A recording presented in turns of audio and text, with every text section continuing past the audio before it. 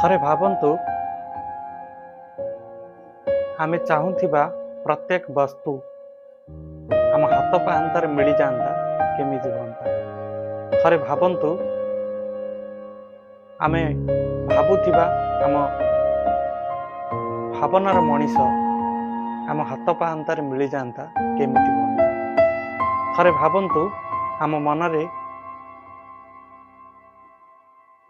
ଉଙ୍କି ମାରୁଥିବା ପ୍ରଶ୍ନର ଉତ୍ତର ହାତ ପାହାନ୍ତାରେ ମିଳିଯାଆନ୍ତା, କେମିତି ହୁଅନ୍ତା? ଆପଣମାନେ କ'ଣ ଭାବୁଛନ୍ତି? ଖୁବ୍ ଭଲ ହୁଅନ୍ତା। ହଁ, ଠିକ୍। ଏହି ଭାବନା ମୋ ମନରେ ବି ଜାଗ୍ରତ ହୁଏ। କିନ୍ତୁ ସୃଷ୍ଟିର ନିୟମ କହେ କି ଯଦି ପ୍ରତ୍ୟେକ ଜିନିଷ କିମ୍ବା ପ୍ରତ୍ୟେକ ବସ୍ତୁ କିମ୍ବା ପ୍ରତ୍ୟେକ କଠିନ ପ୍ରଶ୍ନର ଉତ୍ତର ଯଦି ହାତ ପାହାନ୍ତାରେ ମିଳିଯାଏ, ହୁଏତ ତାର ମହାନତାକୁ ଆମ ହୃଦୟ ଅନୁଭବ ନ କରିପାରେ, ଆମ ମନ ଭାବନା ବା ଗ୍ରହଣ ନ କରିପାରେ ଏବଂ ଆମ ଜୀବନ ଅର୍ଥାତ୍ ଆମ ସମ୍ପୂର୍ଣ୍ଣ ଶରୀର ତାର ସଦୁପଯୋଗ ନ କରିପାରେ। ତ ସେଥିପାଇଁ ଦର୍ଶକ ବନ୍ଧୁ, ଏଇ ସୃଷ୍ଟିକର୍ତ୍ତା, ଏଇ ବିଶ୍ୱକର୍ତ୍ତା, ସେ ଭଗବାନ ଏମିତି କିଛି ନିୟମ ଗଢ଼ିଛନ୍ତି ଯେ ପ୍ରତ୍ୟେକ ଜିନିଷ ପାଇବା ପାଇଁ ଆମକୁ କିଛି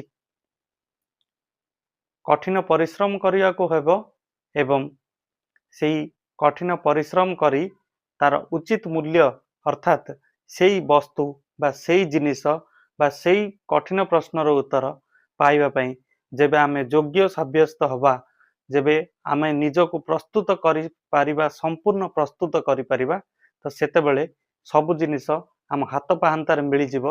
କିନ୍ତୁ ଦୁର୍ଭାଗ୍ୟର କଥା, ବେଳେବେଳେ ପରିସ୍ଥିତିର ଦାସ ହେଇ, ବେଳେବେଳେ ଦୁର୍ବଳ ମନର ଶିକାର ହେଇ, ବେଳେବେଳେ ଏଇ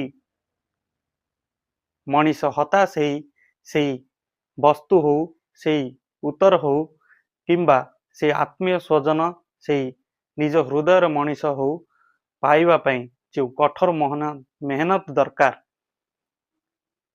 ନିଜ ଭୟ ଫଳରେ କିମ୍ବା ପାରିପାର୍ଶ୍ୱିକ ସ୍ଥିତି ବଳରେ ନିଜକୁ ଦୁର୍ବଳ ମନା କରି କଠିନ ମେହନତରୁ ଦୂରେଇ ଯାଏ ଏବଂ ସେଇ ଜିନିଷ, ସେଇ ବସ୍ତୁ, ସେଇ ଉତ୍ତର ପାଇବାକୁ ନିଜେ ଅଯୋଗ୍ୟ ହେଇଯାଏ ଏବଂ ନିଜକୁ ବିଫଳତା ବୋଲି ମନେ କରେ।